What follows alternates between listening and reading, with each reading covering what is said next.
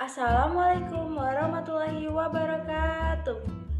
Halo semuanya, pada video kali ini kami kelompok 7 dari kelas 23 S1 SI06 Universitas Amikom Yogyakarta akan memaparkan materi yang berjudul Iptek dan Peradaban Dunia dalam Islam. Sebelum itu, perkenalkan anggota kami terdiri dari Saya Nofis Jawati dengan NIM 23123044. Saya Nuraini Sofi Wijayanti dengan NIM 23123048. Saya Desinta Rahmawidiana dengan NIM 23123074. Saya Ratri Sutiana dengan NIM 23123079. Dan saya sendiri, Lulu Baiti Kusmaningrum dengan NIM 23123092. Dalam video kali ini kami memiliki beberapa submateri. Submateri yang pertama adalah hubungan antara iptek dan iman.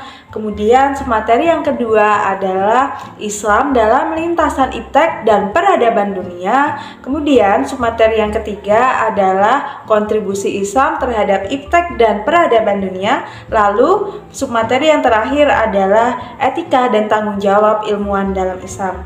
Tanpa berlama-lama, marilah kita memasuki submateri yang pertama, yaitu hubungan antara iptek dan iman. Hubungan antara iptek dan iman. Iman merujuk pada keyakinan atau kepercayaan, khususnya dalam konteks agama. Ini mencakup keyakinan terhadap keberadaan Tuhan atau kekuatan rohaniah, serta pengakuan terhadap ajaran atau prinsip-prinsip keagamaan. Iman seringkali mencakup dimensi spiritual dan moral dalam kehidupan seseorang.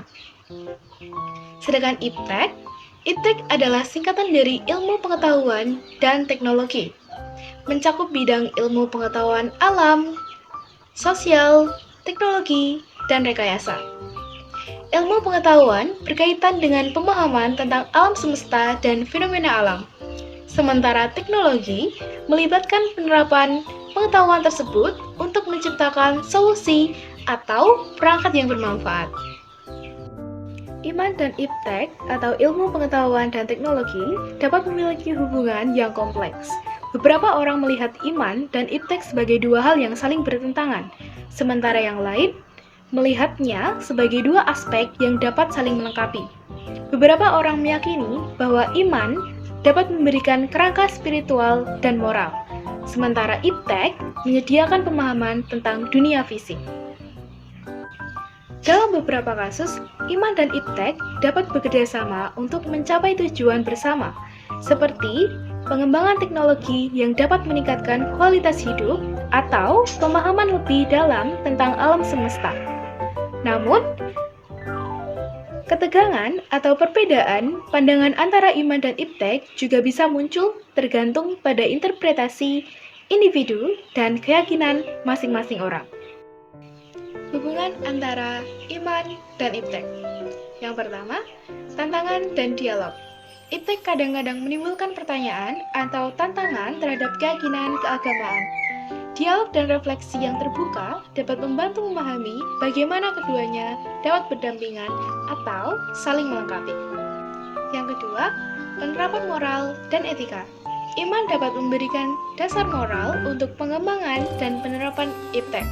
Pemikiran etis dapat membimbing cara teknologi digunakan dalam konteks nilai-nilai keagamaan. Yang ketiga, pelengkap dan harmoni. Beberapa orang melihat bahwa iman dan iptek dapat saling melengkapi. Mereka dapat menggabungkan pemahaman spiritual dengan pengetahuan ilmiah, sehingga menciptakan suatu harmoni di antara keduanya. Dan yang terakhir, pencarian makna dan tujuan. Iman seringkali memberikan pandangan tentang makna dan tujuan hidup, sementara iptek dapat memberikan pemahaman tentang dunia fisik. Kombinasi keduanya dapat membawa kekayaan makna dalam kehidupan seseorang. Islam dalam lintasan iptek dan peradaban dunia. Setiap orang merasa bertanggung jawab atas agama yang dianutnya sendiri. Lebih lanjut, masyarakat dewasa ini dikondisikan oleh apa yang kita kenal sebagai budaya global.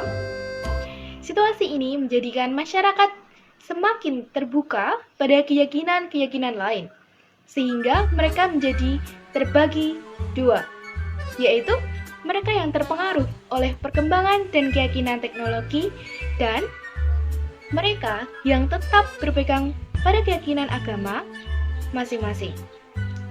Islam tidak menghambat kemajuan iptek, tidak anti produk teknologi, dan tidak akan bertentangan dengan teori-teori pemikiran modern yang teratur dan lurus.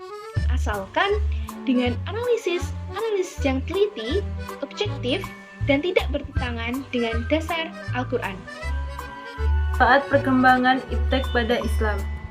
Penyebaran ajaran Islam. Iptek memfasilitasi penyebaran ajaran Islam melalui media massa, internet, dan platform digital, memungkinkan umat Islam untuk memahami dan mempraktikkan ajaran agama dengan lebih luas dan cepat. Komunikasi antar umat Islam. Teknologi mempermudah komunikasi antara umat Islam di seluruh dunia, memungkinkan pertukaran pemikiran, pengalaman, dan kerjasama di bidang agama, ilmu pengetahuan, dan sosial. Kajian Al-Quran dan Hadis. Iptek mendukung kajian lebih mendalam terhadap Al-Quran dan Hadis melalui metode analisis linguistik, sejarah, dan kontekstual, memungkinkan pemahaman yang lebih akurat dan mendalam terhadap ajaran Islam. Pengembangan sumber daya manusia. Iptek membantu pengembangan sumber daya manusia dalam masyarakat Islam melalui pelatihan, pendidikan lanjutan, dan memungkinkan kemajuan individual dan kolektif. Dampak berkembangnya iptek dan peradaban dunia pada Islam. Pengaruh budaya asing. Globalisasi melalui media massa dan internet dapat membawa masuknya nilai-nilai budaya yang tidak selaras dengan nilai-nilai Islam, menyebabkan tantangan dalam mempertahankan identitas dan moralitas Islam. Alienasi sosial. Ketergantungan pada teknologi, terutama media sosial, dapat menyebabkan alienisasi sosial dan mengurangi interaksi langsung antar individual, sehingga mempengaruhi hubungan sosial dalam masyarakat Islam. Moralitas dan etika. Beberapa perkembangan teknologi seperti konten online yang tidak senonoh atau merusak moral dapat menghadirkan tantangan terhadap nilai-nilai etika dan moral yang dijunjung tinggi dalam ajaran Islam. Pertentangan nilai. Beberapa aspek kemajuan iptek seperti kemajuan dalam bidang bioteknologi atau kecerdasan buatan dapat menciptakan pertentangan nilai dengan prinsip-prinsip Islam terkait etika dan kehidupan manusia. Tantangan ilmu Islam dalam perkembangan iptek. Tantangan yang pertama ada ambivalensi teknologi. Teknologi, bagaimanapun bentuknya, akan selalu bersifat ambivalen, yaitu ada untung juga ada ruginya, yang dalam bahasa fikihnya disebut manfaat dan mudorot bagi manusia dan alam lingkungannya. Kemudian tantangan yang kedua adalah di kalangan umat Islam masih banyak yang hanya menekankan pada studi pustaka daripada studi terhadap realitas sosiokultur.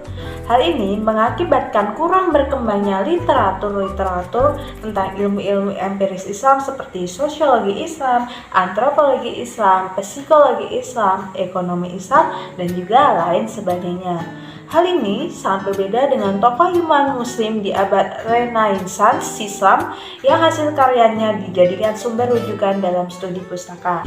Kemudian tantangan yang ketiga adalah belum ada paradigma yang jelas tentang posisi nilai normatif, eksistensi, dan struktur keilmuan Islam sebagai misal dalam menyikapi problem tantangan modernisasi yang ditandai oleh pesatnya perkembangan industrialisasi, transformasi, alat-alat informasi yang canggih, dan kuatnya paham rasionalisme yang apabila dikehendakkan pada agama di kalangan muslim belum mampu menyesuaikan dengan cara dialektis tapi masih bersifat normatif. Sebelum kita memasuki materi tersebut, alangkah baiknya kita mengetahui terlebih dahulu apakah arti kontribusi Islam. Nah, kontribusi Islam adalah sumbangan atau pengaruh agama Islam terhadap berbagai aspek kehidupan seperti sosial, ekonomi, politik, budaya, dan ilmu pengetahuan. Sebagai agama yang mengajarkan ajaran moralitas dan etika, Islam berperan penting dalam membentuk nilai-nilai masyarakat yang beradab dan bermartabat.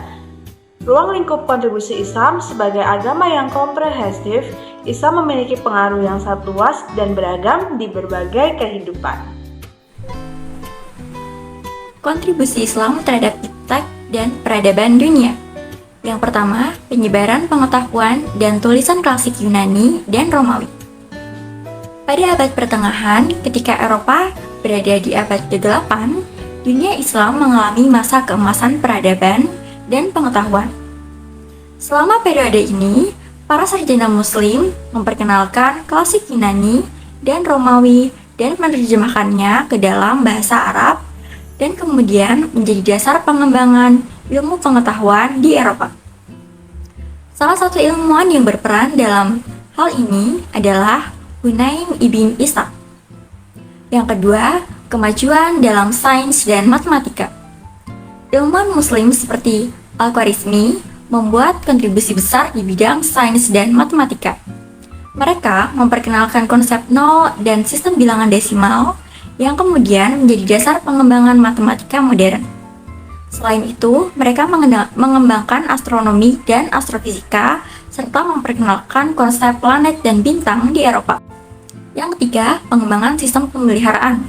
Saat itu, para ahli medis Islam mengembangkan sistem medis yang canggih, termasuk vaksinasi dan pembedahan. Penelitiannya di bidang kedokteran juga memberikan kontribusi besar bagi perkembangan kedokteran. Salah satu ilmuwan yang berperan di bidang ini adalah Ibnu Sina. Dan yang keempat, seni dan arsitektur. Seni dan arsitektur Islam memiliki pengaruh yang signifikan terhadap perkembangan seni dan arsitektur Barat, terutama pada masa Renaissance. Bentuk seni seperti kaligrafi, Islam, dan dekorasi geometris juga menjadi sumber inspirasi seni dan desain Barat. Salah satu ilmuwan yang berperan di bidang ini adalah Ibnu Haytham. Dan yang terakhir, yang kelima, filsafat dan teologi. Filsuf Islam mempengaruhi perkembangan filsafat Barat, terutama pada abad pertengahan. Mereka juga mengembangkan teologi Islam yang mendalam dan kemudian diadopsi oleh agama-agama lain di Eropa.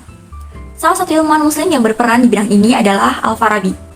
Dan selanjutnya adalah etika dan tanggung jawab ilmuwan dalam Islam. Ilmuwan merupakan orang yang mampu mendalami ilmu pengetahuan dengan berbagai macam teori dan kaidah-kaidah keilmuan yang telah diterapkan sebelumnya. Seorang ilmuwan tidak hanya dituntut untuk mengerti dan memahami tentang pendidikan dan keilmuan saja, melainkan juga berpikir secara logis guna mengamati gejala-gejala konkret yang ada di lingkungan masyarakat. Selain itu, para ilmuwan juga dituntut untuk membantu bertanggung jawab dan atas apa yang ia sebarkan dan pelajari. Tanggung jawab ilmuwan bukan sebatas tentang hasil penelitian atau penemuan yang dilakukannya, melainkan juga harus dapat bersikap netral dan formal sebagai bentuk profesionalismenya dengan tetap mempertimbangkan asas kemanusiaan. Seorang ilmuwan juga harus tahu bagaimana cara mengolah hasil temuannya agar dapat bermanfaat bagi kemaslahatan umat. Etika dan tanggung jawab ilmuwan dalam Islam. Etika secara umum dapat diartikan sebagai tindakan yang bijaksana dalam kehidupan bermasyarakat. Islam telah mengajarkan bagaimana seorang muslim seharusnya bersikap dalam menjalani kehidupan seperti termuat dalam Al-Quran surah An-Nisa ayat 36.